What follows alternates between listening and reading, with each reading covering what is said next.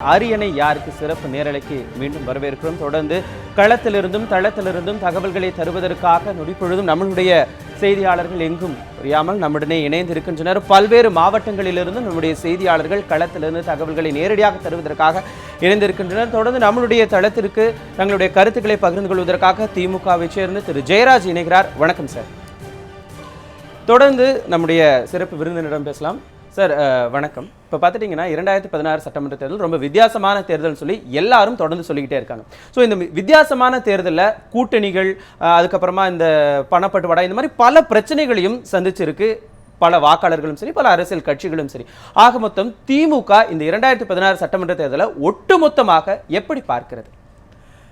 ஒரு செயலிழந்து கிடந்த ஒரு அரசாங்கத்தை வீட்டிற்கு அனுப்ப வேண்டும் என்று தமிழ்நாட்டு மக்களிடத்தில் நாங்கள் ஓப்பன் அப்பீல், அதாவது பகிரங்கமாக அழைப்பு விடுத்தோம். அந்த அழைப்பை ஏற்று தமிழக மக்கள் எங்களுக்கு ஆதரவாக வாக்களித்திருக்கிறார் என்று நாங்கள் நம்புகிறோம். கரப்ஷன் இல்லாத ஒரு அரசாங்கத்தை, ஒரு புதிய நிர்வாகத்தை தமிழகத்திற்கு தர வேண்டும் என்று எங்கள் தளபதி மு.க. ஸ்டாலின் உறுதி பூண்டிருக்கிறார். அந்த உறுதி பூண்டதன் விளைவு இன்றைக்கு நாங்கள் களத்திலிருந்து பார்த்திருக்கிறேன். 29 நாட்கள் நான் தொடர்ந்து நேரடியாக களத்தில் நின்று வேலை பார்த்திருக்கிறேன். மக்கள் இன்றைக்கு பார்த்திருக்கிறது அவருடைய எழுச்சி, அவர்கள் பேசுகின்ற அந்த விஷயங்களை நாம் நேரடியாக காண்கின்ற பொழுது அதில் ஒரு பெரிய மாற்றத்தை எங்களால் உணர முடிகின்றது. அந்த மாற்றம் இன்னும் சில மணி துளிகளிலே அல்லது சில மணி நேரங்களில் நமக்கு தெரிய போகிறது என்று தான் நான் நினைக்கிறேன். இந்த வெற்றி என்பது திராவிட முன்னேற்ற கழகத்தின் வெற்றியாக மட்டுமல்ல, தமிழக மக்களின் வெற்றியாக இருக்க போகிறது. தொடர்ந்து நம்முடைய அரங்கத்திற்கு அதிமுக சேர்ந்த திரு ஆவடி குமார் அவர்கள் நம்முடைய இணைகிறார். வணக்கம் சார். வணக்கம். தொடர்ந்து நம்ம பேசலாம். அதற்கு முன்னதாக களத்திலிருந்து தகவல்களை தருவதற்காக நம்முடைய செய்தியாளர்கள் ஆங்காங்கே இணைய இருக்கிறார்கள். தற்பொழுது திருச்சியில் இருக்கக்கூடிய கள நிலவரங்களை தருவதற்காக நம்முடைய செய்தியாளர் மகேஸ்வரன் இணைகிறார்.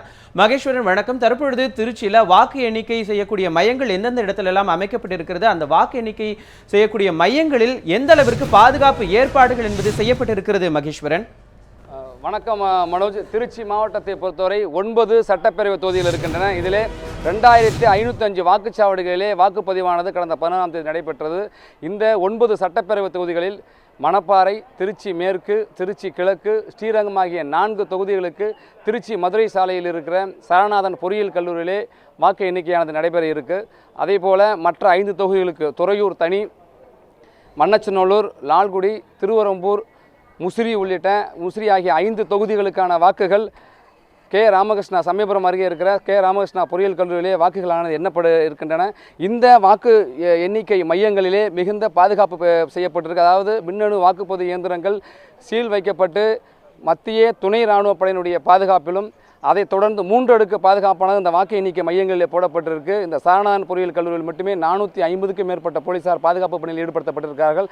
முதல் கட்டமாக மத்திய துணை இராணுவ படையினரும், அதைத் தொடர்ந்து தமிழக ஆயுதப்படை போலீசாரும், உள்ளூர் போலீசாரான 3 அடுக்கு பாதுகாப்பு போடப்பட்டிருக்கு. இந்த வாக்கு எண்ணிக்கை மையத்திலே வாக்கு எண்ணிக்கை பணியை தொடங்குவதற்கு முன்பாக வேட்பாளருடைய முகவர்கள் 7 மணிக்கெல்லாம் வர வேண்டும் என்று தெரிவிக்கப்பட்டது. அதன்படி இந்த 2 மையங்களிலுமே பெரும்பான்மையான வேட்பாளருடைய முகவர்கள் வந்துவிட்டார்கள். அவர்கள் வேட்பாளருடைய முகவர்கள் மற்றும் பணியாளர்கள் அனைவருமே இந்த வாக்கு எண்ணிக்கை மையத்தில் நுழைகின்ற பகுதிகளிலே தீவிர சோதனைக்கு பிறகே உள்ள அனுமதிக்கப்படுகிறார்கள்.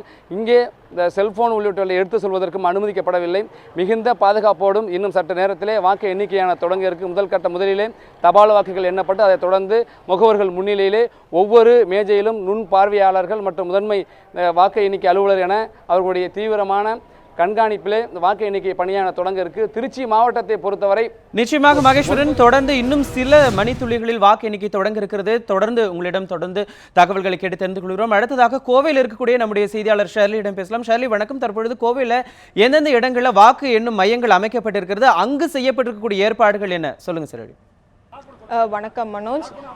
கடந்த 16ஆம் தேதியானது தமிழக சட்டமன்ற தேர்தலுக்கான வாக்கு பதிவு ஆனது நடைபெற்றது. இன்றைய தினமானது இந்த வாக்கு எண்ணும் பணியானது துவங்கியுள்ளது.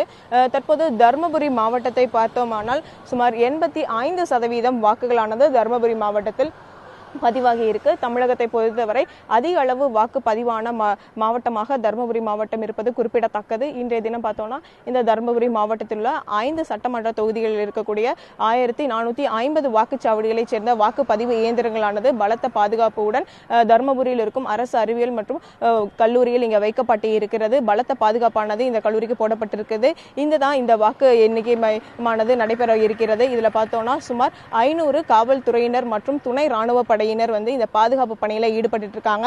இந்த 3 அடுக்கு பாதுகாப்பானது போடப்பட்டிருக்கு. முதல் அடுக்குல வந்துட்டு துணை ராணுவ படையினரும் மற்றும் 2 அடுக்குகளில் தமிழக காவல்துறையினர். நிச்சயமாக ஷர்லி, அங்கு செய்யப்பட்டிருக்கக்கூடிய கோவையில் செய்யப்பட்டிருக்கக்கூடிய பாதுகாப்பு ஏற்பாடுகள் குறித்து சொன்னீங்க. இன்னும் சில மணி துளிகளில் ஆரம்பிக்க போற இந்த வாக்கு எண்ணிக்கை தொடர்பான பல்வேறு தகவல்களை மீண்டும் தொடர்பு கொண்டு கேட்டுக்கொள்கிறோம். தொடர்ந்து நம்மளுடைய செய்தியாளர்கள் ஆங்காங்கே களத்திலிருந்து வாக்கு எண்ணிக்கை பற்றி தொடர்ந்து நேரலையில் தகவல்களை தர இருக்கிறார்கள். தொடர்ந்து பார்க்கலாம் ஒரு சிறிய இடைவேளைக்கு பிறகு.